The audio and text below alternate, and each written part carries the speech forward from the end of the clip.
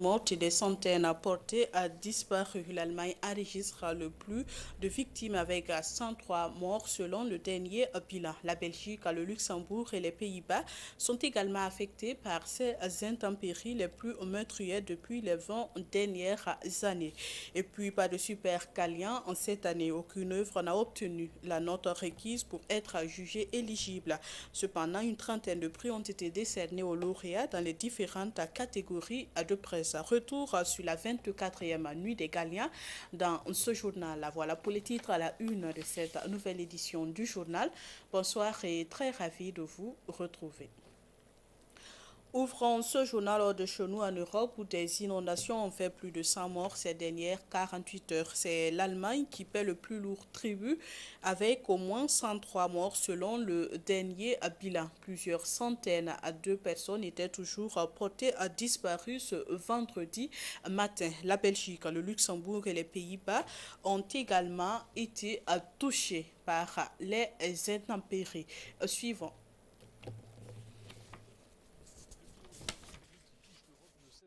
Et c'est surtout l'Allemagne qui est endeuillée. Au moins 81 morts recensés ce vendredi matin. Mais il y a encore de nombreux disparus, des personnes dont on est sans nouvelles. Peut-être est-ce parce que les liaisons téléphoniques sont coupées, c'est ce que veulent croire certains. Mais les autorités préviennent que le nombre des victimes risque bien d'augmenter.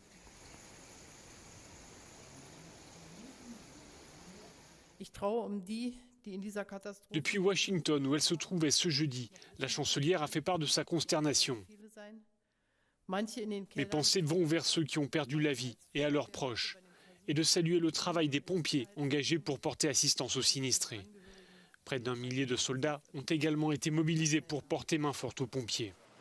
Ces intempéries et les inondations qu'elles provoquent ont aussi fait des victimes en Belgique, au moins 11 morts. Des milliers de personnes ont dû être évacuées, notamment dans la ville de Liège, où la Meuse a atteint un niveau très inquiétant. J'ai plus rien, parce que moi j'habitais en bas. Alors en bas, quand tu revois, tout est mort. C'est un peu dur parce que j'avais l'oiseau de ma maman. J'ai dû ouvrir la cage pour qu'il puisse s'enfuir. Et mes 3 chats qui sont là-haut. Aux Pays-Bas, le couple royal s'est rendu dans une zone sinistrée pour témoigner son soutien aux victimes et aux secouristes. Le Luxembourg, le nord et l'est de la France ont aussi enregistré des pluies diluviennes ces dernières heures et ces derniers jours, avec des risques de crues et d'inondations. Enfin, l'Italie n'est pas épargnée non plus. C'est le nord du pays qui est le plus touché. Ici comme ailleurs en Europe, les fortes précipitations ont entraîné d'importants dégâts matériels. Retour dans l'actualité nationale et nous poursuivons avec la 24e nuit des Galiens tenue ce 15 juillet. Grande surprise cette année, il n'y a pas de super Galien, ce prix qui récompense la meilleure œuvre journalistique de l'année écoulée. Aucune œuvre proposée n'a obtenu la note minimale de 17 sur 20 selon le jury. Mais une trentaine de prix spéciaux et de trophées ont été décernés aux lauréats dans les différentes catégories. Retour sur la soirée avec Sekou Ouedraogo.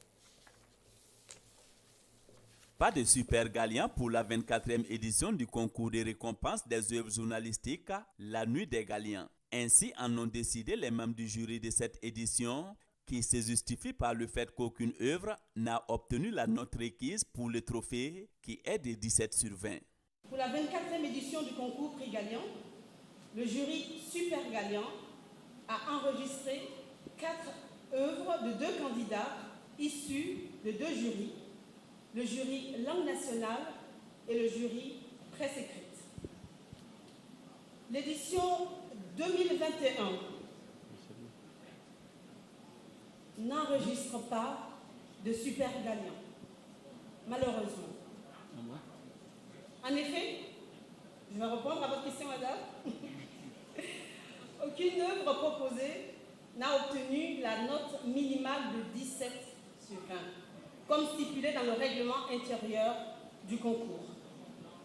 Vous savez, tout comme on est amené à respecter les constitutions, il faut aussi respecter nos règlements intérieurs. Le règlement intérieur des jurys ou des concours Galiens sont très clairs. Pour avoir le super Galian, il y a un seuil de note qui a été indiqué qui est 17 sur 20. Au terme de leurs travaux, aucune œuvre journalistique n'a pu remplir cette condition.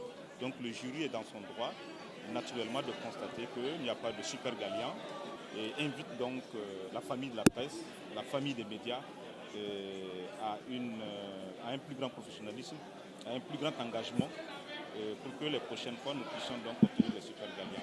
Du reste, ce 24e rendez-vous national de récompense des œuvres journalistiques a été d'un grand succès au regard de l'adhésion des acteurs en charge de l'information et de la communication, à en croire le comité d'organisation. Et pour les éditions à venir, le ministre Tamboura et son équipe peuvent compter sur le soutien de l'Assemblée nationale qui s'engage déjà à donner un prix spécial à partir de la 25e édition. Ce n'est pas un rendez-vous manqué. Et comme je l'ai dit, l'année prochaine, à la 25e édition, en ce qui concerne notre structure, l'Assemblée nationale associera son image à l'activité à la 25e édition, comme je le disais tantôt. Et donc, c'est dire que c'est une façon pour nous aussi d'apporter notre soutien aux hommes et femmes des médias, également à notre partenaire, parce que le ministère de la Communication, vous savez également que c'est le ministère en charge des relations avec le Parlement. Donc nous ne pouvons qu'accompagner le ministre Tamboura dans ce qu'il fait. La première dame vous félicite les lauréats et félicite aussi tous ceux qui ont participé à ce prix des gagnants et les encourage pour la prochaine fois et que tout le monde soit gagnant. Du côté des lauréats, cette récompense est le couronnement de plusieurs mois de travail. C'est aussi le fruit d'un travail d'équipe, indique-t-il. J'ai été à Kaya où j'ai fait un constat sur les conditions de vie des déplacés internes. Voyez-vous qu'il y en a qui ont fait 8 mois, 5 mois sans être enregistrés. Et si un déplacé n'est pas enregistré, il ne reçoit pas de vivre. Donc notre plus grande fierté, satisfaction serait que ces déplacés-là, en tout cas, soient pris convenablement en charge. La première œuvre parle des déplacés internes qui vivent à Pella. C'est une commune rurale située à une centaine de kilomètres de Ouagadougou. Alors, la deuxième œuvre parle d'un barrage, le barrage de Pougma. C'est un sentiment de joie qui m'anime. Pour un travail primé, forcément, ça fait plaisir. Alors, je dédie ce prix à toute la rédaction de Burkina 24. À cette 24e nuit des Galians, ce sont une trentaine de trophées qui ont été décernés aux lauréats dans les différentes catégories de presse. Après 24 éditions réussies, le ministre de la Communication annonce de nouvelles réformes à partir des éditions à venir et qui prendront en compte plusieurs autres critères. Et parmi ces réformes annoncées par le ministre de la Communication, on a la mise en place d'un système d'information et de suivi continu des œuvres journalistiques, de même que la réduction des genres en compétition pour revaloriser les prix. À présent, à la une des quotidiens et la crise à la Commission électorale nationale indépendante CENI reste au centre de l'actualité et la quasi-totalité des journaux en parle. Voyons cela avec Orokia Sawadgo. La Commission électorale nationale indépendante et l'élection du président de cette institution à nouveau reportée, avec la sortie hier de l'opposition non affiliée ONA qui renverse la table. Les quotidiens parus ce 16 juillet s'arrêtent bien évidemment sur ce nouvel épisode de la crise à la CENI. Dialogue politique, représentant de l'opposition à la CENI. L'opposition non affiliée rejette tout en bloc, titre l'Express du Faso, qui estime par ailleurs dans sa rubrique, autant le dire, que les Burkinabés n'ont pas besoin d'une crise politique. Est-ce pour cela que Sidoya ne fait pas grand cas de cette actualité, préférant constater simplement un nouveau report des élections à la CENI? Le quotidien de service public publie toutefois une interview du ministre de l'administration territoriale qui aborde un autre volet des réformes. Non, il n'y a aucun enjeu électoral dans le redécoupage du territoire, affirme Clément Sawadogo à la une de Sidoya. Enjeu électoral ou pas, crise politique ou non, le journal Le Quotidien affiche Abdoulaye Soma en vitrine de sa livraison du jour. Abdoulaye Soma qui, en sa qualité de porte-parole de cet autre regroupement de partis de l'opposition, promet que l'ONA ne se reconnaîtra pas dans la validation d'une CENI irrégulièrement formée. Mais ce n'est pas tout. Le quotidien précise en manchette que 5 commissaires de l'opposition et le président sortant, Newton Ahmed Barry, étaient absents hier lors de l'élection des membres de la CENI.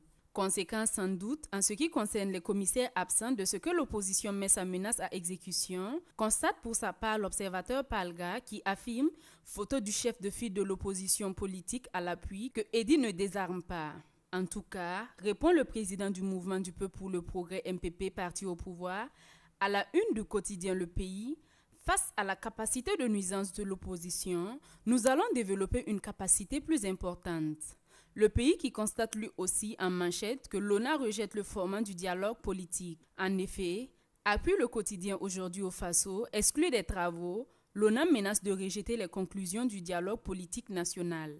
Aujourd'hui au Faso qui consacre sa vitrine aux 100 premiers jours du président nigérien Mohamed Bazoum, le Niger se défend bien face aux défis terroristes, affirme ainsi le successeur de Mamadou Issoufou. L'observateur Palga est également sur le coup de cette interview qui reprend en manchette les propos de Mohamed Bazoum affirmant « Je suis le même, je n'ai pas changé ». Et comme dit la chanson, nous aussi nous n'avons pas changé, n'est-ce pas? Et dans la suite de ce journal, les conseillers municipaux des communes concernées par le projet d'appui à la croissance économique urbaine et à la gouvernance métropolitaine du Grand Ouaga étaient en conclave ce 15 juillet. Il s'agissait d'examiner le projet et procéder à sa validation. Sekou Ouetraogo. C'est un ambitieux projet du conseil municipal de Ouagadougou et les communes environnantes qui va sans doute contribuer au développement socio-économique de la ville de Ouagadougou et les 8 autres communes. Élaboré pour une durée de 3 ans, le projet d'appui à la croissance économique urbaine et à la gouvernance métropolitaine du Grand Ouagapago va permettre aux communes concernées de disposer des projets de développement au profit des jeunes et des femmes. Nous allons voir comment, au niveau de la communauté de communes, nous pouvons mettre une structure de gestion et de planification en place. Parce que quand il y a 7 communes qui se réunissent avec d'autres communes qui seront alliées et vont se réunir, il faut une gouvernance. Pour cela également, il faut de l'aide. Donc le projet, dans un de ses volets, va nous aider à structurer cela. Et sur le plan croissance économique, vous avez bien vu que là, il y a 2 volets. Il y a un volet qui va employer 1900 femmes dans notre territoire à qui nous allons doter des métiers à tisser et les apprendre à mieux tisser notre coton ici.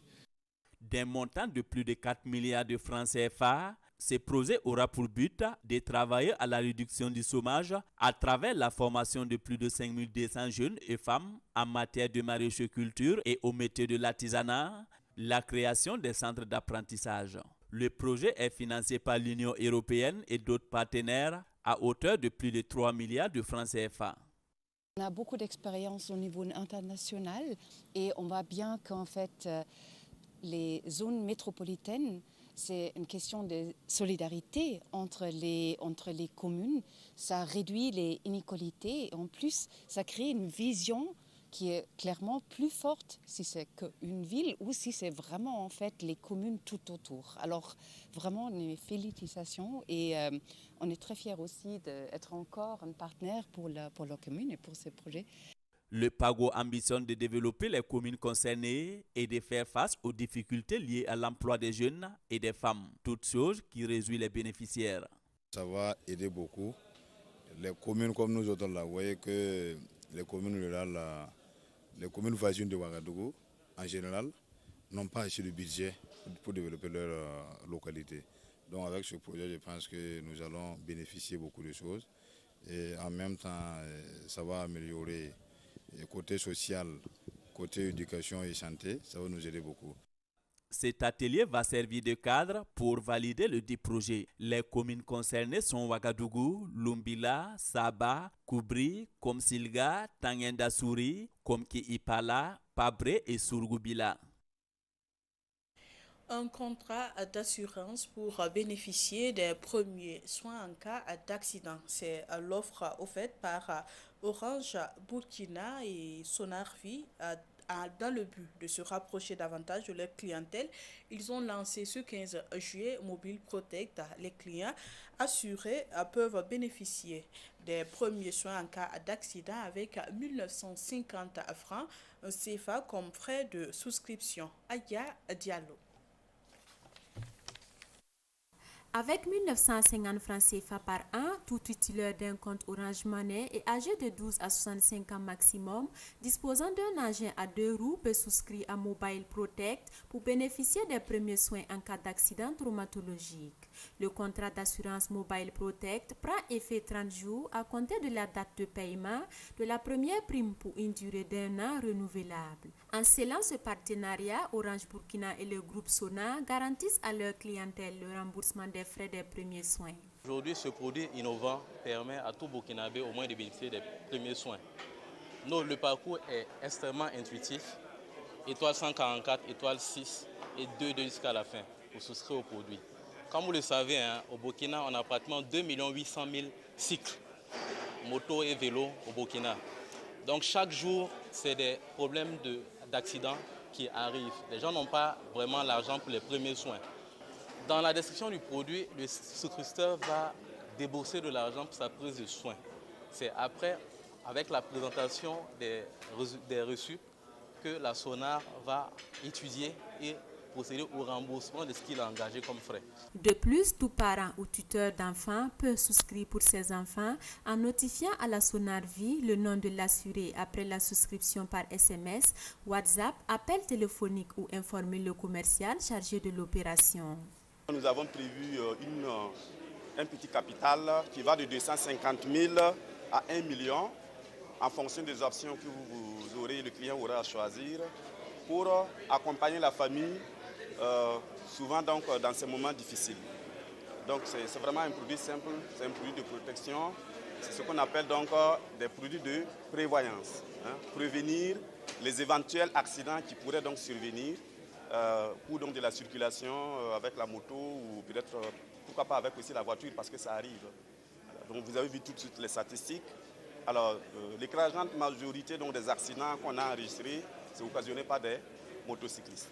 En cas de décès ou d'invalidité absolue, Mobile Protect garantit à l'assuré le versement d'un capital dont le montant est déterminé à l'avance par le souscripteur. Les acteurs économiques des petites et moyennes entreprises des hauts-bassins et contre les mesures prises par le gouvernement pour réglementer l'importation et l'exportation des céréales au Burkina.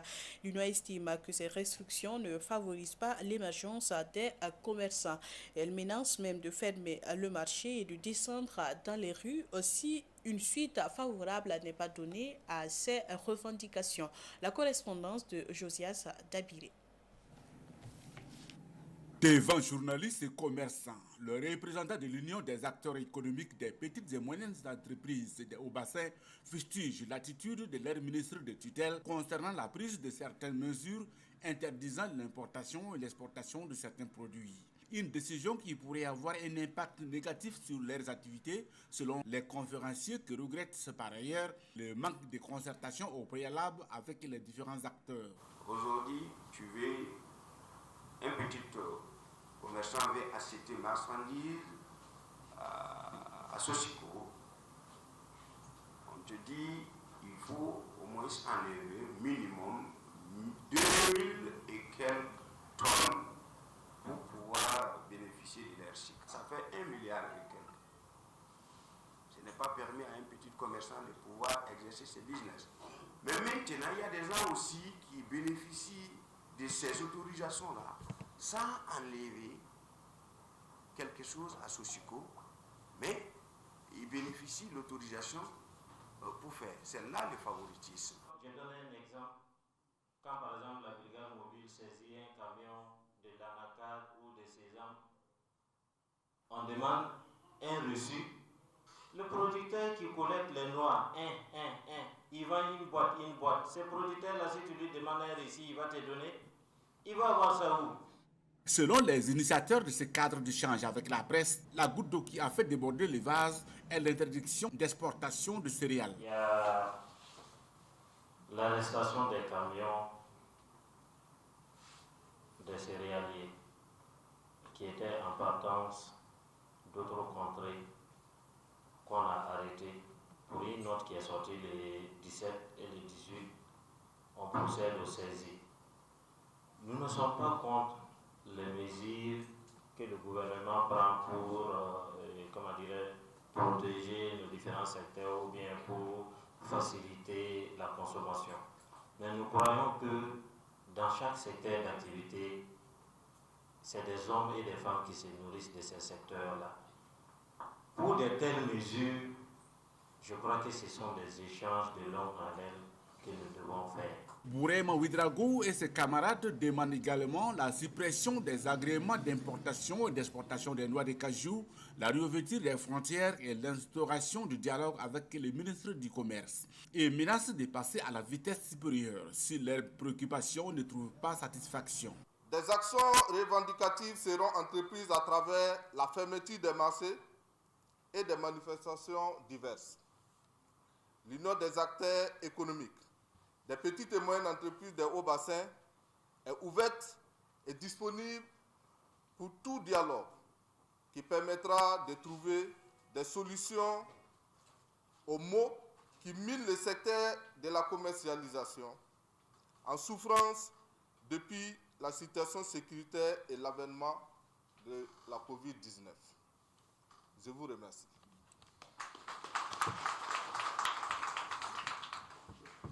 Outre la suppression de certains documents dont l'obtention semble être difficile par les promoteurs des PME, ces commerçants demandent aussi la redéfinition de la mission de la brigade mobile de la fraude et de la répression qui se substituerait à la douane sur les axes routiers.